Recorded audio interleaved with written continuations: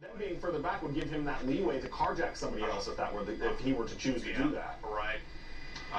Yeah, and we already know that's happened once before. We've seen pursuits in the past where some of these really crazy suspects have carjacked multiple people. So definitely a concern, especially as we get into some of this stop traffic. My guess is that the suspect is going to continue to use the leverage that they can of this truck until they can't anymore. And if the truck runs out of gas, which we suspect won't happen because, as you said, this was taken at a gas station, or if it ends, heaven forbid, in a crash, those would be the two things I would be looking for that suspect to try to do something so desperate again, as we're getting a pretty decent look here in the driver's window as they made the southbound turn. 60 miles an hour down this narrow residential street. We've already seen so many people out here walking around.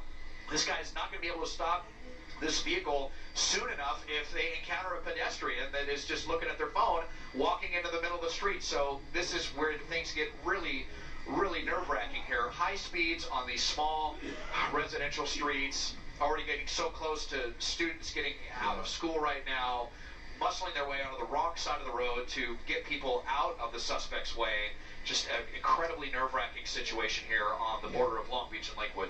Yeah, and that's the big concern. There's no stopping these trucks. The size is this big on a dime here, and here we are in residential streets. We see lots of crosswalks as well, and no rhyme or reason as to where this driver is going right now. Here we go, somebody on a bicycle, and luckily was in the right place and didn't come into contact with this truck. But this car doing what it can, the driver doing what he can to get away. As far as we know, Mike, there's just one person in this car, right? As far as we've been able to tell, I was getting kind of a good look when Desmond was on the driver's side, and I didn't really see anybody in the passenger seat. But, kind of dark windows here. And, the other thing I want to point out, too, is with a situation like this, pit maneuvers are out, spike strips are probably out, anything that would put officers or deputies or whoever's chasing him in front of that vehicle is probably not something that they're going to do at this point as we come to a stop in this alley here. Oh, shots fired. Do you see that muzzle flash out the window? Oh, boy. Yeah, out the truck's window. Sure so he's still shooting. Oh, my goodness. And at who? I mean, that, firing at, yeah. I didn't even see anyone directly behind him. So maybe that was like a signal to the helicopter overhead or something. I don't know. As they go underneath us now and make a southbound.